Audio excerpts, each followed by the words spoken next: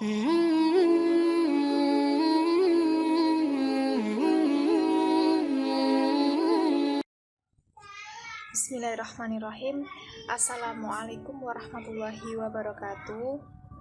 Perkenalkan, kami dari kelompok 6 yang beranggotakan saya sendiri Fatma Rahmadani dan kedua teman saya yaitu Berliana Ifadah dan yang satunya Muhammad Arif Hidayatullah.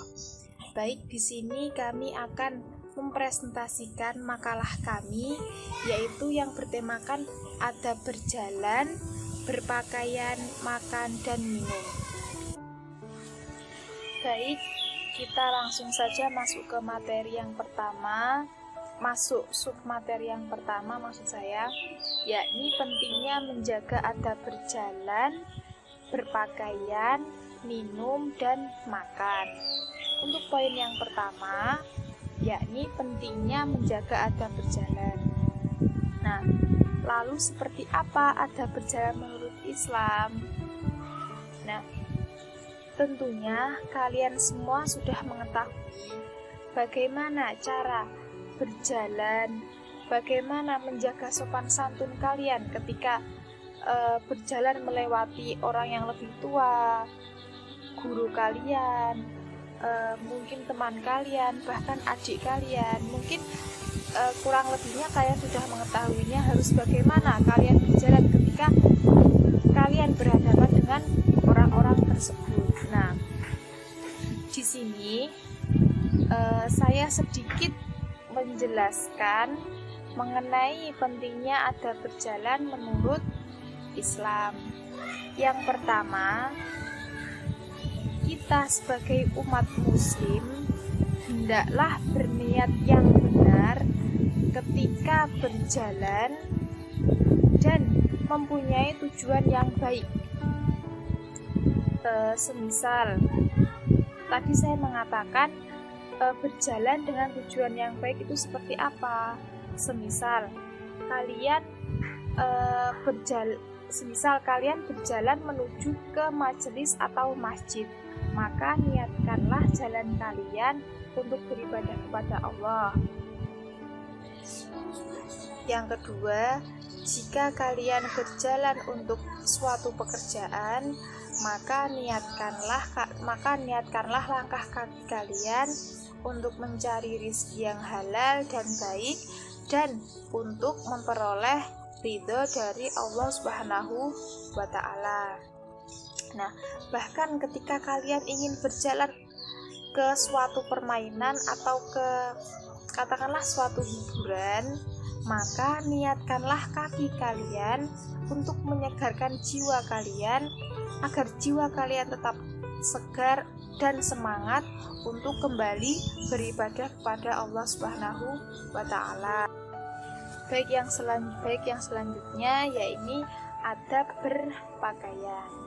Saya yakin kalian semua sudah mengetahui batasan-batasan antara aurat laki-laki dan aurat perempuan. Di sini saya tidak banyak memaparkan, cuma yang perlu digarisbawahi yakni kita sebagai umat Islam, sebagai kaum muslim, maka hendaklah kalian menjaga aurat kalian. Nah, seperti apa? Jangan memakai pakaian yang terlalu ketat. Jangan seringkali untuk yang perempuan keluar rumah untuk tidak mengenakan jilbab. Karena kenapa? Rambut adalah termasuk aurat perempuan. Nah, mungkin sedikit sekali tentang adab berpakaian ini, mungkin kalian sudah mengetahui seperti apa. Kita sebagai umat muslim harus benar-benar menjaga aurat kita dari mungkin dari mata-mata yang bukan mahram kita. Baik, yang selanjutnya yaitu pentingnya menjaga adab makan dan minum. Tentu kalian semua sudah mengetahui seperti apa adab yang baik ketika mau makan, adab yang baik ketika mau minum seperti apa. Nah, pentingnya menjaga adab makan ini supaya makanan yang kalian makan juga termasuk makanan yang tidak disertai dengan apa yang tidak kalian inginkan. Maksudnya seperti apa? Adab mau makan, alangkah baiknya kalau kalian berdoa terlebih dahulu, meminta ridho kepada Allah. Dengan berdoa tersebut, makanan tersebut bisa terjauhkan dari hal-hal yang tidak kita inginkan. Nah, seperti itu mungkin sedikit pemaparan dari saya mengenai menjaga adab berjalan, adab berpakaian, dan adab makan dan minum. Nama saya Biliana Ibadah. Di sini saya akan melanjutkan penjelasan dari teman saya. Di sini saya akan menjelaskan sedikit tentang adab berjalan dan adab berpakaian menurut Islam. Yang pertama, adab berjalan menurut Islam yaitu tenang dan sopan. Pada saat berjalan, pandangan mata ke depan dan mau melihat orang di depannya. Yang kedua, badan lurus dan kepala sedikit menunduk. Maksudnya ketika bertemu dengan para alim, guru, dan orang tua. Yang ketiga, berjalan secara normal. Maksudnya jika berjalan tidak dibuat-buat yang menimbulkan celaan, lebih baik berjalan agak cepat daripada berjalan lemah memulai yang membuat orang lain tidak sabar menunggu. Yang keempat, menciptakan kenyamanan dalam berjalan. Maksudnya membuat orang yang melihat kita berjalan menjadi nyaman. Yang kelima, mempunyai tujuan dengan jelas, seperti menuju ke suatu tempat dengan baik dan beraktivitas dengan baik. Yang keenam, boleh berhenti jika ada keperluan. Maksudnya seperti bertemu dengan teman lama yang lama tidak bertemu. Yang ketujuh, tidak mencari perhatian dalam berjalan. Jika berjalan dengan tujuan mencari perhatian orang lain, berarti tidak menerapkan adab berjalan menurut Islam. Yang kedelapan, tidak berjalan dengan sambil makan. Kita tidak diperkenankan berjalan sambil makan. Jika terpaksa, maka dikunyah dan ditelan baru berjalan. Yang kesembilan, berjalan harus fokus. Misal, berjalan sambil menghafal materi pelajaran karena mau ulangan, maka sebaiknya dihindari, sebab dapat mengganggu aktivitas berjalan. Yang ke-10, tidak mendahului orang lain. Jika terpaksa harus mendahului, sepantasnya permisi dan menyapa dengan ramah, khususnya kepada orang tua. Selanjutnya, ada berpakaian menurut Islam. Yang pertama, menata niat berpakaian. Maksudnya, berniat berpakaian untuk melaksanakan perintah Allah, yaitu melindungi aurat dan menjaga kesehatan tubuh. Yang kedua, berpakaian memenuhi syarat menutup aurat. Laki-laki atau perempuan wajib menutup aurat, terutama bagi wanita. Jangan berpakaian ketat. Selama model tidak menyalahi ajaran agama, berarti masih memenuhi syarat menutup aurat. Yang ketiga, berpakaian yang bersih dan nyaman. Seorang muslim yang baik selalu berpakaian bersih dan harum, agar nyaman bagi pemakai dan orang yang melihatnya. Yang keempat, model pakaian sesuai jenis kelamin.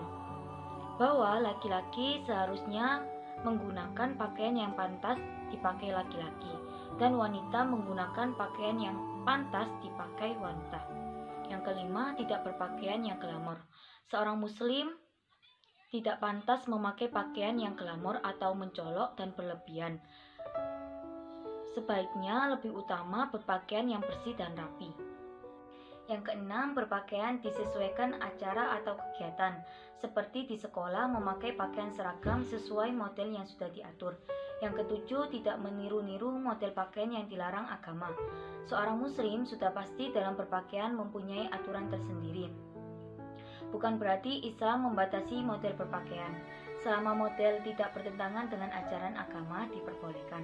Yang kedelapan, berpakaian hendaknya menyesuaikan usia. Di zaman sekarang, banyak orang berpakaian tanpa menyesuaikan usia, tanpa disadari penampilan seorang kakek-kakek seperti anak muda. Yang kesembilan, mendahulukan tangan kanan dan berdoa. Paling tidak membaca basmalah agar pakaian yang kita pakai menjadi berkah dalam hidup. Perkenalkan, nama saya Emma Rifatullah. Di sini saya akan membahas materi selanjutnya mengenai adab makan dan minum. Mari simak penjelasan berikut ini.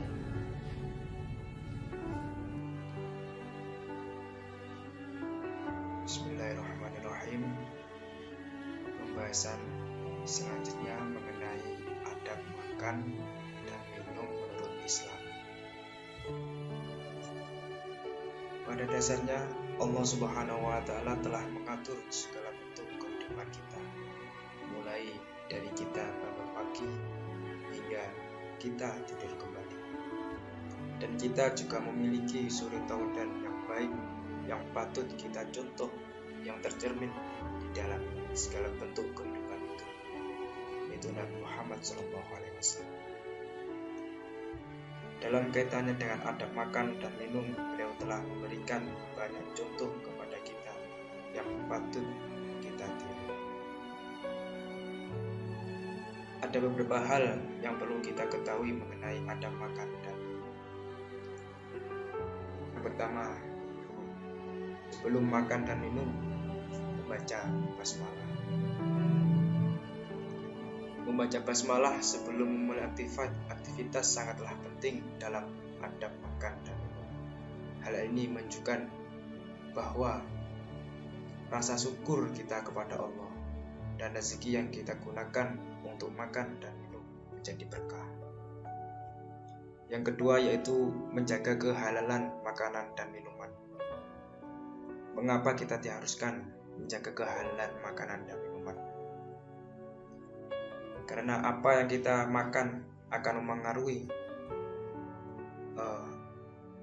apa yang kita lakukan dalam kehidupan sehari-hari.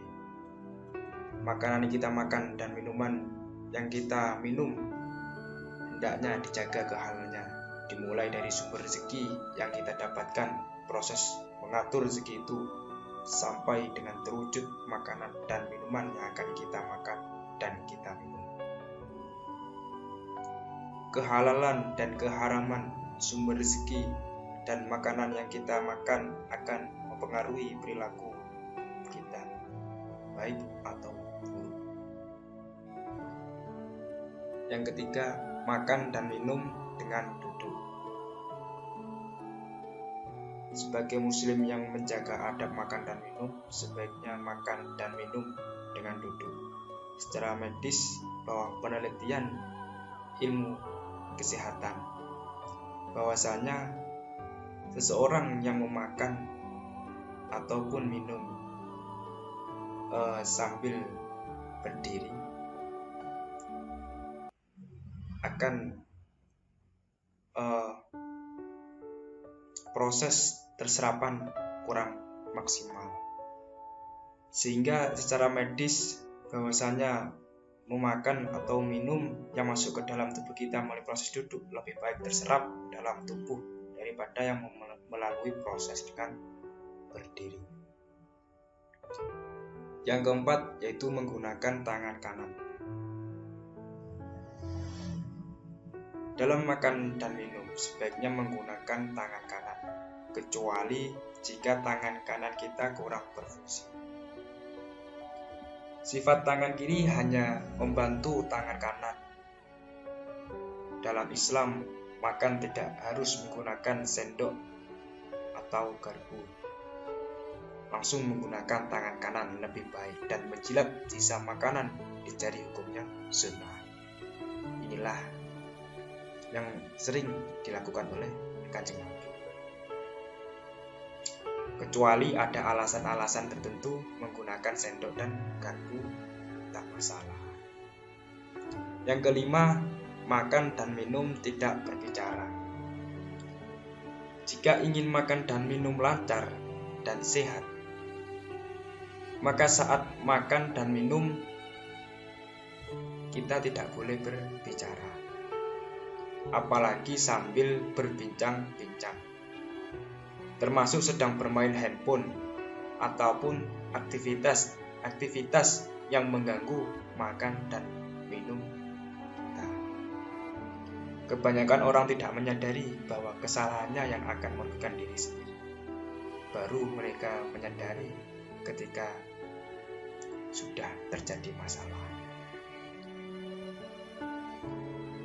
Yang keenam yaitu tidak mencela makanan dan minuman. Nabi sendiri tidak pernah mencela suatu makanan. Apabila beliau menyukai, beliau memakannya. Apabila beliau tidak menyukai, beliau tidak memakannya atau diam. Sebagai muslim yang baik, senang atau tidak senang dengan makanan yang kita makan atau kita minum, yang akan kita makan dan kita minum, kita tidak boleh mencela. Lebih baik diam dan tetap memakan dan meminum walaupun sedikit, terutama sedang dijamu oleh orang lain. Yang ketujuh, makan mulai dari pinggir baru tengah. Maksud dari makan mulai dari pinggir baru tengah yaitu jika kita sedang makan, makanlah bagian pinggir dulu. Setelah itu baru makan ke tengah. Hal ini bermaksud agar kita tidak mengaduk-aduk makanan yang belum tentu habis kita makan dan terlihat tidak menjijikan. Begitu pula minum dari sedikit demi sedikit agar tetap santun. Yang ke-8, tidak meniup-niup makanan dan minuman. Selain untuk menjaga kesopanan, tidak meniup-niup makanan dan minuman juga ajaran agama. Jika tidak sangat mendesak, hindari perbuatan itu. Yang ke-9, makan dan minum tidak terlalu kenyang. Orang Islam yang baik tidak akan merasa tamak karena makan dan minum tidak sampai kekenyangan, terlalu kenyang. Makan dan minum secukupnya saja agar badan sehat dan hati tidak keras. Bagi orang yang sedang mencari ilmu, akan sangat penting berguna bagi kecerdasan otak dalam mencerna ilmu. Makanlah, minumlah dengan tidak berlebihan. Allah menyukai sesuatu yang tidak berlebihan. Yang terakhir dari adab makan dan minum yaitu mengakhiri makan dan minum dengan bacaan hamdalah. Biasanya sebelum makan kita berdoa dan membaca basmalah. Begitu pula setelah makan paling tidak membaca hamdalah dan berdoa. Dengannya Allah Subhanahu wa taala akan memberkahi rezeki kita sebagai bekal mendapatkan ridho-Nya. Selanjutnya yaitu tentang hikmah dari materi beradab berjalan, berpakaian, makan, dan minum. Yang pertama yaitu semakin mantap menjadi orang Islam karena masalah kebiasaan sehari-hari diatur sehingga menjadikan kita semakin santun dan beradab. Yang kedua, memperoleh kepuasan batin dalam menerapkan aktivitas sehari-hari yang kita butuhkan. Batin kita merasa puas dalam menerapkan aktivitas sehari-hari, tidak ragu, tidak bimbang dalam menjalankan segala aktivitas. Yang ketiga, semakin dapat meningkatkan ajaran Islam dan menjadikannya kebiasaan hidup. Kalau kita sudah tahu ilmu pengetahuannya, maka semakin pula kita meningkatkan ajaran Islam dan menjadikan kebiasaan hidup menjadi sempurna. Yang keempat, semakin menjadi pribadi yang terarah dan teratur dalam bersikap maupun berperilaku. Bahwasanya ketika kita mengetahui tentang adab persoalan tersebut, menjadikan kita menjadi pribadi yang terarah, mengetahui, teratur dalam segala sikap maupun perilaku. Yang kelima, dapat menjauhi sifat ceroboh, ketergesa-gesaan dalam beraktivitas. Yang keenam, menjadikan hubungan sosial semakin nyaman dan damai, mewujudkan perlakuan lebih baik dari orang lain, dapat memberikan contoh bahwasanya mana hal yang baik, mana hal yang buruk. Yang ke-8, dapat menerapkan ajaran agama dan nilai-nilai sosial yang tidak bertentangan dengan agama. 9, menjadikan kita umat yang taat beragama dan jauh dari sifat tamak dan mengada-ada. 10. Dapat konsisten dalam berpikir, bersikap, maupun bertindak, menjadikan jiwa raga yang sehat. Alhamdulillahirrahmanirrahim. Itulah tadi materi mengenai adab makan dan minum. Dan telah selesai pula tentang materi sebelumnya mengenai adab berjalan, berpakaian. Sekian dari kelompok 6. Apabila salah kata maupun sikap, baik ucapan maupun tindakan, mohon maaf sebesar-besarnya. Wassalamualaikum warahmatullahi wabarakatuh.